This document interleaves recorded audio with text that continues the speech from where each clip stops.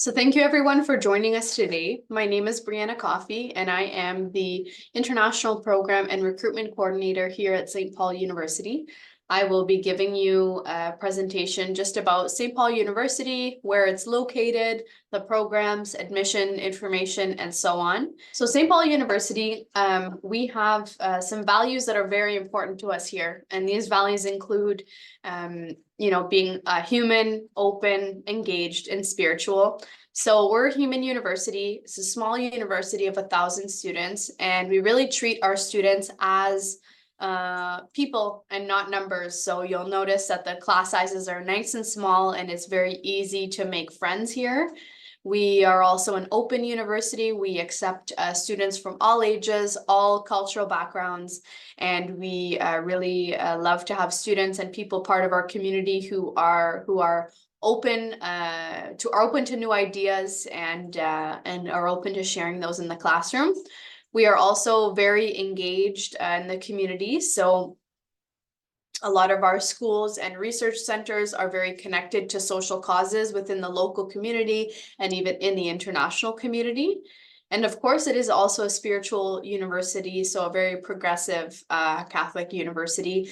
You definitely do not have to be religious or spiritual to attend this university, but we accept students and staff from all different spiritualities, religion, and even if you're not a spiritual person, basically everyone is welcome.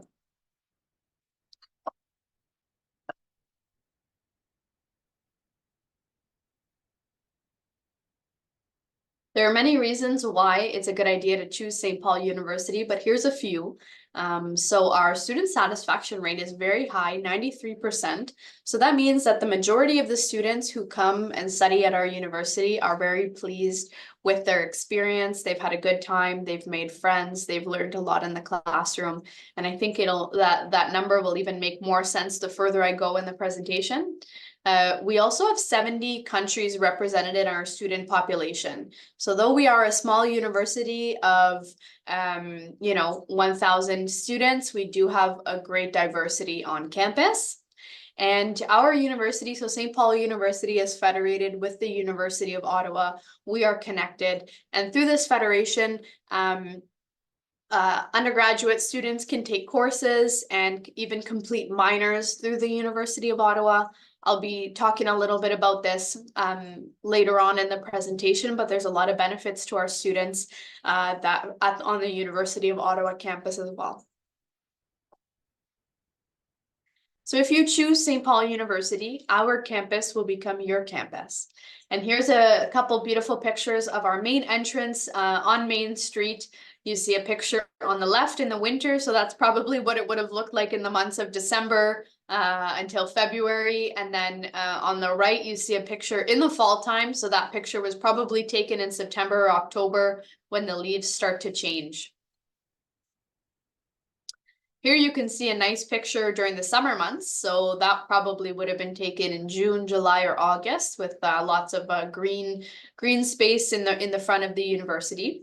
And I'll just explain a little bit where the university is located in the city. So it is part of the downtown core, and it is located in between the Rideau Canal and the Rideau River. So basically, as you can see, it's kind of a nice quiet corner of the downtown core. You're very close to many restaurants, shops, museums. The Parliament of Canada is not far. The University of Ottawa campus is about 10 minutes away, so it's very, very close as well. It's well located in the city, and it's also a place that's very accessible by bus or by train. So if you need to rely on public transport to get here, that wouldn't be an issue.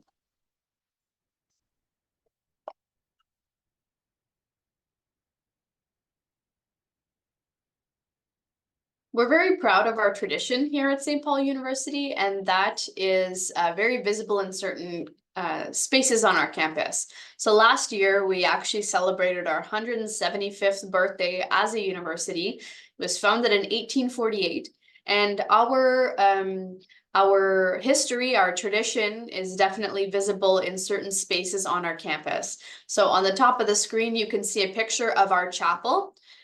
So this is where we do hold masses every week for staff, students, people who are part of the St. Paul community. And we also hold other events here during the year. For example, our graduation ceremony in June is always held in our chapel. We also have a very modern campus. So here's a couple pictures of some more modern spaces that we have. On the top, you can see a picture of the Social Innovation Workshop, which is where students who are studying in the School of Social Innovation can go study there. They can book a study room. They can collaborate even with professionals from the community, attend professional development workshops. It's really a beautiful space on our campus that these students can benefit from.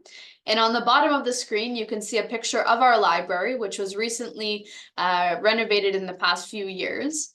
We have all different kinds of study spaces that are adapted to different types of learning styles. So if you need complete silence, or if you like a little bit of noise, if you're looking for a room that you can reserve with your classmates to work on a group project, we have all sorts of spaces really for everyone.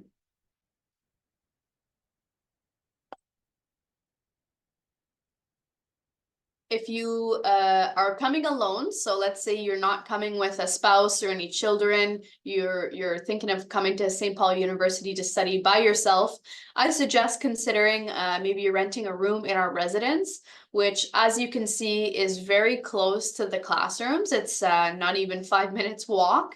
And basically the rooms in the residence are apartment style. So each person would basically have a roommate, but everybody would have their own bedroom. There's kind of a shared living space, a kitchen area, and a shared bathroom. But very, very convenient if you're coming to study on your own. And if not, there are other neighborhoods close by where you can look for rental spaces. So the city of Ottawa, our campus is located in the nation's capital, which has about 1 million people in total. So it's a nice big city. And we can also call Ottawa a student city because we have 3 universities in the city and also 2 colleges. So lots of newcomers, lots of young folks coming every single year to the city. So as you can imagine, the public transportation system is good. And there's lots of activities to do, lots of cultural associations as well. So no matter where you're coming from in the world, I'm sure that you can find a cultural association or folks who may be from where the same country or the same community where you're from. So that's something interesting. I moved here about 2 years ago, and I've been surprised with all the festivals and activities happening throughout the year. It's a very exciting place to be. There's lots of services, there's lots of activities and things to see. So now we'll go through a couple of those fun things that I highly recommend when you come to Ottawa. So on the left, you see a nice picture of the Parliament. It's probably taken in the fall time. So it's definitely something beautiful to see inside, but also outside from across the river. It's very stunning. And on the right side, you can see a picture of the Byward Market. So this is a market that is right downtown Ottawa. And we have lots of restaurants there. We have lots of shops. It's right beside one of the biggest malls in Ottawa. And it's also right beside the University of Ottawa campus. So the Byward Market is not very far at all from our campus as well, probably about 10 or 15 minutes. A couple of other things to see. So on the left side, you have a picture of the Rideau Canal. So this is the same river that runs right beside St. Paul University. And in the wintertime, it freezes over and it becomes the longest skating rink in the world. So it's definitely something exciting to see. Even if you're not comfortable skating, you can even walk on the Rideau Canal in the wintertime. And on the right side, we have a picture of the Art Museum here in Ottawa. So one of the many museums to explore. Now, I know when you're choosing to come to a new country or a new city, the prospects of employment are very important, and I understand. So here's an idea of some of the major job sectors that are present in Ottawa. So for example, we have government, we have healthcare, technology and communications, education, tourism, social services, and I've included some of the logos of the major employers. So for example, of course, we're the capital of Canada, so we have a lot of government type jobs, whether you want to work for the federal government or even for the local government here in Ottawa. If you're into communications or things like that, we have CBC Radio, which is our national radio station, and different things like United Nations, Ottawa Hospital, Canada Post, etc., who are always looking for people to be able to work. And sometimes they even have student contracts. So next, we will go into describing more about the academic offerings here. So here we have 4 faculties. It's the Faculty of Canon Law, the Faculty of Theology, the Faculty of Human Sciences, and the Faculty of Philosophy. All of our programs touch on the area of social justice, and they tend to be very interdisciplinary in the areas of social sciences and human sciences. We offer programs at the undergraduate, master's, and doctoral level. If you're looking at graduate studies, I know someone had written in the chat they were interested in a PhD. We have multiple research centers as well for all of our students.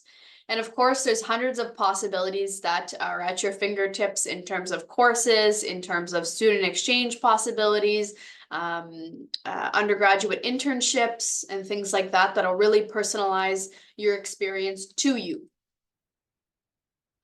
So now I'll just go over kind of what we mean by undergraduate studies, master's level studies, and doctoral studies. I know that the length of these types of programs can vary depending on the country. So first off, we have our undergraduate programs, our honors bachelor degrees, which are 4-year programs. They can be completed in 4 years full time. These programs really just give you a theoretical base for whatever domain you want to study, and you can proceed with a master's degree or enter the workforce after that. Next, we have the master's level studies. So we have 2 options here. So generally we have some graduate diploma options, which generally are can be completed in 1 year full time and are composed of about 5 courses. Next, we have the master's degrees, which are typically 2 years full time and would allow you to go a little bit more in depth to whatever subject you're studying and potentially even complete a thesis or a major research paper.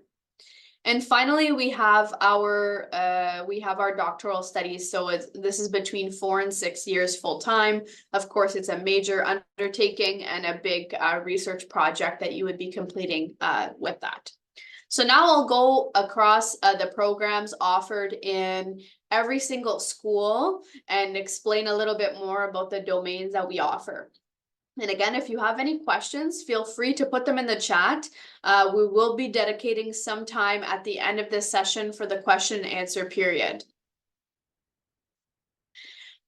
So first we have the School of Conflict Studies. When we are talking about conflicts in this case, we are talking about interpersonal conflicts, local conflicts, so conflicts that happen within a community, national conflicts, so conflicts that are happening within a country, and international conflicts, which are happening between different countries. We have professors in this school from all different backgrounds and countries, so you can benefit from their areas of expertise. The programs that we have offered in September 2024, so we have the Honors Bachelor in Conflict Studies, so the 4-year degree, where you would get a great base knowledge of basically what conflict studies is, and maybe even negotiation, mediation, some of those types of those skills. Next, we have the Masters of Conflict Studies. So that is the 2-year program where you can specialize a little bit more in conflict studies. And we also have the PhD in conflict studies, which if you're very passionate about a specific type of conflict, then you can really go dive a lot deeper into your major research, your thesis. Next, we have the School of Social Communication. We offer only the undergraduate program in this school. And this program is really a generalist program where you'll learn about journalism, public relations, marketing, communication techniques and structures within an organization. So very informative, very generalist program. I studied communication studies, so of course, I'm working in my field now, doing promotion and marketing for the university here. But every organization or company needs people who are understanding and who are skilled in the area of communication. So definitely in demand. Next, we have the Elizabeth Bruyère School of Social Innovation. So this was the first school of social innovation to be opened in Canada. So we're very proud of that. And when we think of social innovation, we think of social entrepreneurship. You learn about social justice movements. You learn about how to come up with solutions that are egalitarian for everybody, and really how to help and help a community. So it's also involves how to mobilize resources, how to mobilize people to solve a certain social problem or to even create your own social organization.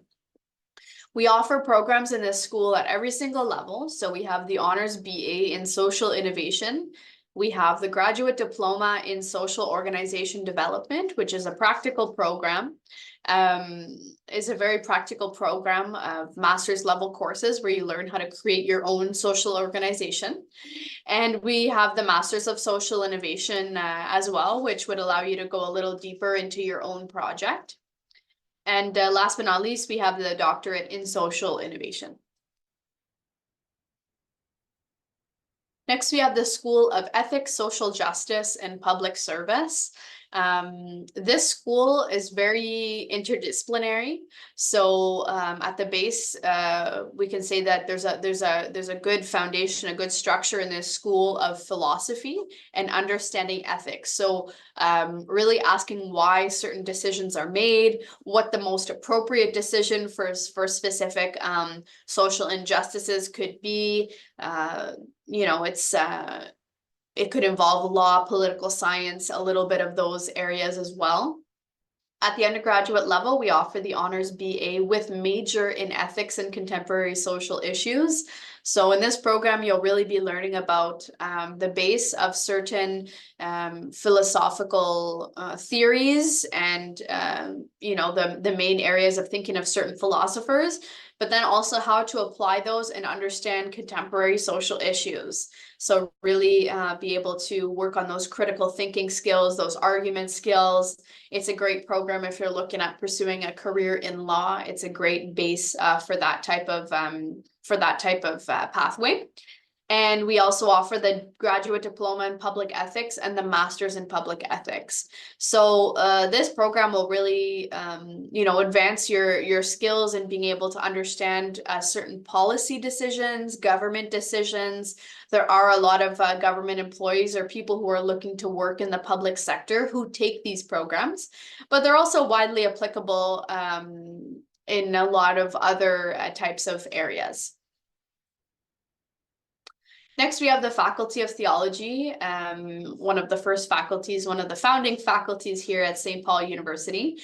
And we have several programs that are offered in 2024. So I'll start with the non-ecclesiastical programs first, and then I'll talk a little bit about the ecclesiastical options. So at the undergraduate level, we have the Honors BA in Faith, Ethics, and Justice. This program really allows you to understand there's a heavy focus on kind of Christianity and Catholicism, but you also have the opportunity to dive deeper and learn about spirituality as a whole, world religions, the role of spirituality and religion in society, how things are changing. So it's a very modern and contemporary type of degree.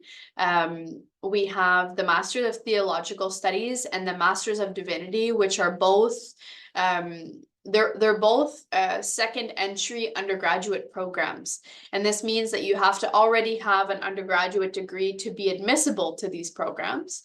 The Masters of Theological Studies can be completed in 2 years full time. Again, it's an undergraduate program, and it gives you a good base of theology courses to be able to pursue perhaps the master's in theology.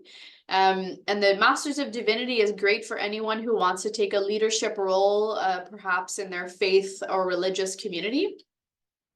Next, we have the Masters in Theology, which is a true graduate master's level program.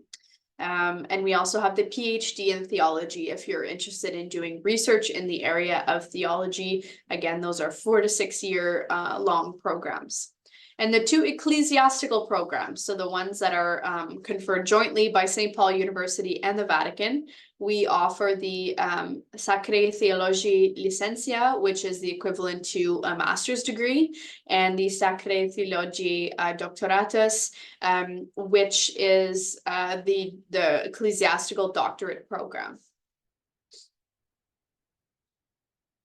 So next we have the School of Counseling, Psychotherapy, and Spirituality. So this school, as you can kind of guess by the title, very concerned with psychology, psychotherapy. There's a spirituality aspect of this. At the undergraduate level, we have our honors BA in Human Relations and Spirituality. So the base of this program is really a psychology degree. So you learn about different psychological disorders, the development of the brain, things like that. And you also learn how to help people and how spirituality could really play a role in the healing process and understanding people in general. So very interesting and unique program. Next, we have the Masters of Counseling and Spirituality. The deadline for this program was February 1st, so it's too late to start that admission for the program if you haven't already applied. But this program is basically to train people who would like to be psychotherapists. It's quite a competitive program. There are specific admission requirements, and so I could send those by email if anybody's interested. And last but not least, we have the doctorate program in counseling and spirituality. So this is for anybody who is already a practicing professional in the field, who already has a master's degree and is looking to do some research in the form of a PhD. Next, we have the School of Leadership, Ecology, and Equity. So in this program, in this school, we have programs that are dealing with kind of how to be a good equitable leader, how to really mobilize social change, how to be understanding and compassionate, developing these skills. Also how to understand problems related to ecology from more of an equitable standpoint, and understanding diversity in the workplace, diversity in the world, all how to be a better leader, all relating to how to be a better leader, for example. And we have 2 programs. So we have the Graduate Diploma in Equity, Diversity, and Inclusion. This program is offered 100% online. So students can connect from their home country or wherever they are and take that program. It's a 1-year program full time. The Masters in Leadership, Ecology, and Equity is also it's also a 1-year full-time program. And they offer 2 concentrations. So the first concentration is transformative leadership, and the second concentration is integral ecology. So you can always apply to the program and then declare your concentration once admitted into the program. Next, we have the Faculty of Canon Law. So sometimes I get the question, what is canon law? It is the branch of law that's practiced within the Catholic Church. So we offer only graduate programs in this school. We offer 3 graduate diplomas, which are more shorter term programs. All of these programs, except for the PhD, can be completed via distance learning. So we have the graduate diploma in canon law, graduate diploma in canonical practice, and graduate diploma in ecclesiastical administration. All of these graduate diploma programs are about 5 courses in total.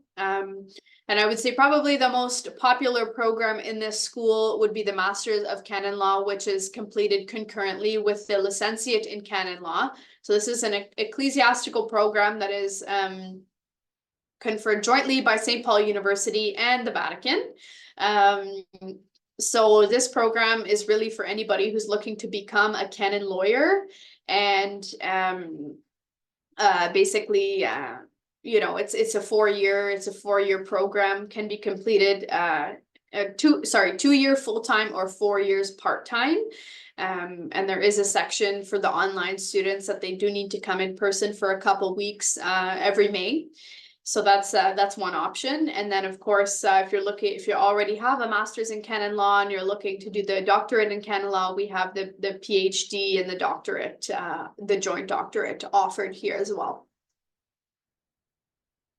The last program I'll talk about today is the PhD in interdisciplinary research and contemporary social issues. So this program really prepares leaders attending to assume roles and responsibilities addressing contemporary social issues.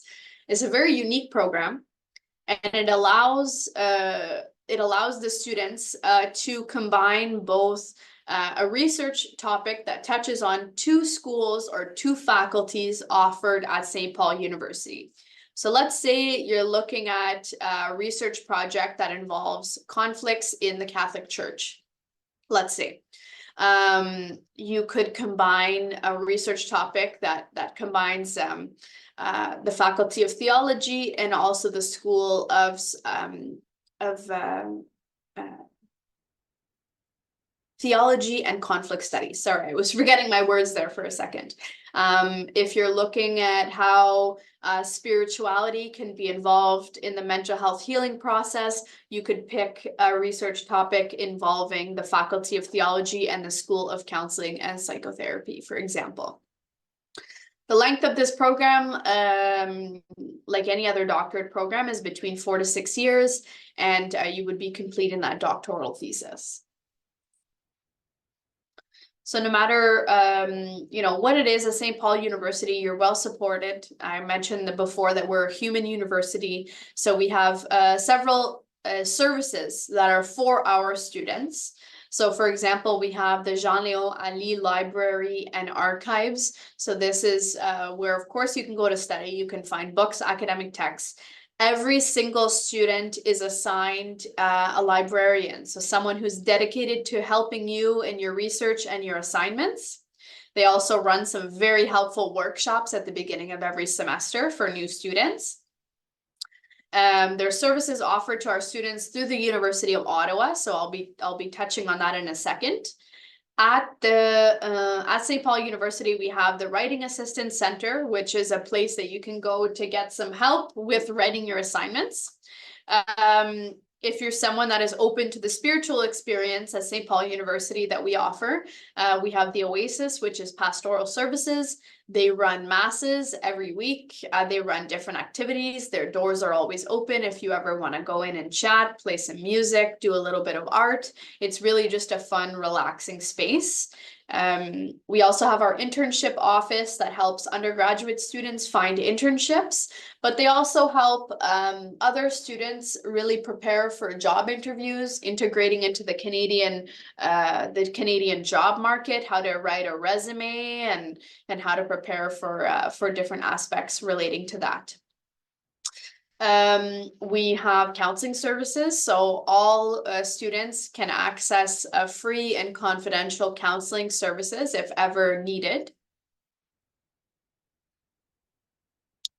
And some of the services that are available through our federation with University in Ottawa include accommodation services. So if you need extra help or extra accommodations with your academics, we work in partnership with their department to make sure that our students' needs are being met. There are also, at the undergraduate level, there are also courses and minors that are offered through the University of Ottawa. So St. Paul University students can access certain courses and minors, and vice versa. University of Ottawa students can access our courses and minors. In terms of health and fitness, so I'll start with health. Our students can access the Student Health and Wellness Center that is on the University of Ottawa campus.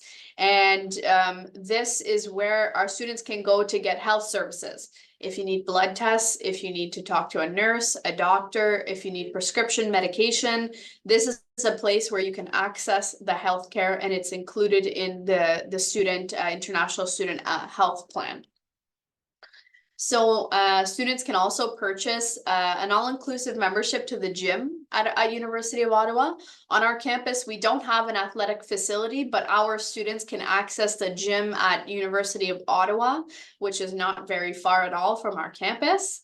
And our students can also become varsity athletes. So if you're looking at playing, let's say, basketball or soccer or something at a level, a higher university sports level, you can try out for those teams.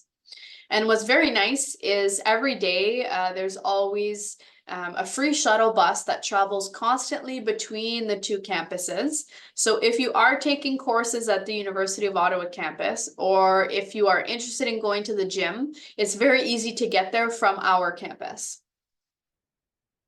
So next I'll talk a little bit about the admission information. I'll start with the undergraduate admission details. So if you're looking at being admissible to an undergraduate program, you must have completed a diploma certifying 12 years of education. This is basically the equivalent to our high school diploma here in Ontario, the Ontario Secondary School Diploma. It's different for every country. The name of this is different for every country, but just basically have completed the equivalent to high school. We require a minimum of 70% average in the last year of secondary studies, if that's the highest education that you've completed. Basically, this average is calculated a bit differently depending on the country. So I can't give exact equivalence of this, but it's the equivalent to a 70%. And when you apply, we will require transcripts from the last 2 years of secondary school education, and a copy of the graduation certificate or diploma must also be submitted. So when you're submitting these documents with your application, all we need is PDF copies, PDF scans of these documents. We don't need the official documents to be able to process your application. And that's true for any program. So now I'll talk a little bit about the requirements for graduate studies. So for master's programs and graduate diploma programs, we are looking to see that you have completed an honors BA 4 years or equivalent and have obtained an average of at least a 70%. So, you know, the undergraduate system or the university system is different in different countries, but basically we're looking to see that you've completed the equivalent of 4 years of university studies to be admissible to a master's degree or graduate diploma. And the average of 70% is calculated based on your 20 most recent courses that you've completed at the university level. Certain programs have additional specific requirements. These could include letters of reference, autobiographical questionnaire, submitting your resume, different things like that. So it depends. For every program, it's different. So for the doctorate programs, you must have completed a master's with thesis option or dissertation and have obtained an average of at least 75%. So we add the specification with thesis or dissertation because, of course, in a doctoral program, you'll be completing your own research project, and we want to see that you have completed a major research project of your own already. The average of at least 75% will be calculated based on your 10 most recent courses that you've completed at the university level. And similar to the master programs, there also are additional requirements for each program. Some of the programs require you to include a sample of your writing from a past research project. Some of them include you to write just a research proposal, so an idea of the research topic you're looking at doing.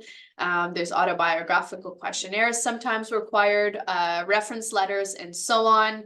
If you've already started an application, I will say about the reference letters, you just need to get your references to email us about or to email us your letters of reference, just with your name in the email, so we know which application it's for. But the letters of reference must come directly from the references themselves, so they can email them to the admission department. So next I'll talk a little bit about the language requirements. Generally, we do have language requirements. So for example, for programs in English, we do accept TOEFL, IELTS, among other options. But there is a way to be exempt from these language requirements. So let's say you come from a country where English is one of the official languages, and you have studied in English for at least 3 years full-time in an institution where English is one of the main languages of instruction, then you could be exempt. So I will give a couple examples. For example, if you were applying from Nigeria and you've completed all of your studies in English in an English-speaking institution in Nigeria, you do not need to provide a TOEFL or IELTS exam. Let's say the same is true for Kenya. So if you've studied in Kenya full-time in an English-speaking university, you do not need to submit an English proof of English studies. So so that's basically what it is. If you have questions about that, you can write that in the chat. So the application deadline has recently changed from April 1st to March 14th. Basically, this year we've been experiencing a very high volume of admission applications. So we've made the decision to close the applications today at 4 p.m. local time. If you've already submitted an application, you've already paid for it, you're waiting to submit a couple of documents, there could be a little bit of leeway to submit these documents a little bit later than March 14th, but generally try to get everything in by the end of the day today. So 4 p.m. local time here in Ottawa. And basically the admission process, so it's important to find a program, look at the required documents and the admission requirements, and apply. You can submit an application by filling out the online admission request form. It's very important to consider that your application will not be processed. It will not be looked at unless we've received all of the payments, all of the supporting documents, and the entire application form is filled out. So that is what would make your application complete. We need those 3 things. Some graduate programs, like the Masters of Counseling and Spirituality, have an earlier deadline. So if you have an offer of admission already, congratulations. It's very important to accept your offer. So you can send an email to admissions@ustpaul.ca saying that you would like to accept your offer. If you have any questions about the status of your application or anything like that, you can send an email to the admission department. I get some questions about what's the processing time for applications. So from the time that we've received your documents, your completed application form, and the payment, it's about 4 to 6 weeks that we will take to process your application. We will eventually require official transcripts. So not to process your application, but to start studies at St. Paul University, we will require those official transcripts. It's never advisable to submit your official transcripts via mail.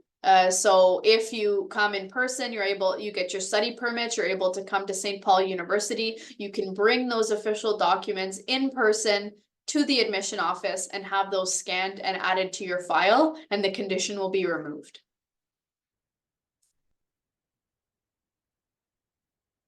So next we'll go over some brief finance and immigration information.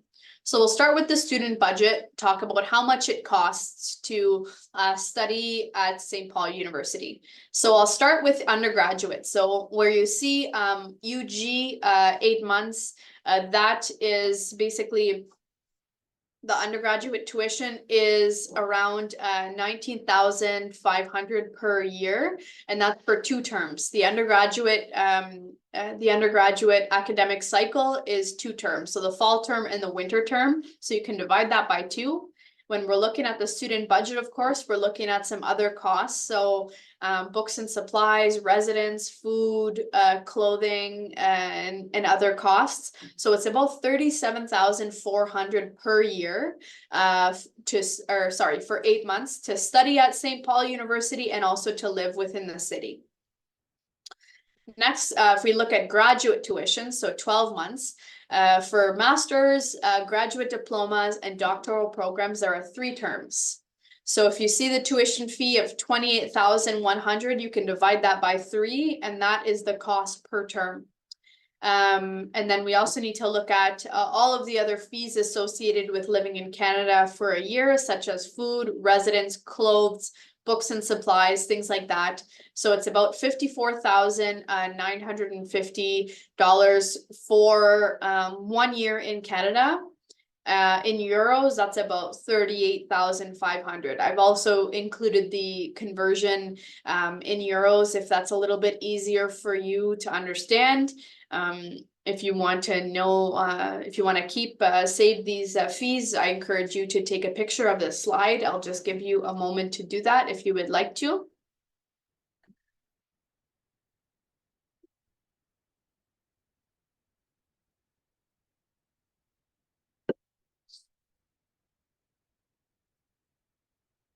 All right, so next we'll go over to scholarships. I get a lot of questions about scholarships. We have different types of scholarships. So we have admission scholarships. So this depends on your entrance average. Every single international applicant who applies to St. Paul University, when their admission average is calculated, they will automatically be considered for the admission scholarship. So it's not necessary to submit an application for the scholarship. Basically, if your admission average is above the equivalent to an 80%, you would qualify for this scholarship. The total of the scholarship would increase if you have over 85%, over 90%, over 95%, they increase. And this would be included on your offer letter if you qualify for this scholarship. The Study in French scholarship is for folks who choose to study in French, and it works much of the same way. It's not possible to benefit from those 2 scholarships at the same time. We also have Social Innovation Scholarship, which is awarded to students who are looking to study in social innovation. You would need to contact the Social Innovation, School of Social Innovation directly. And we also have internal scholarships. So at the beginning of every single term, there's an application that will open up for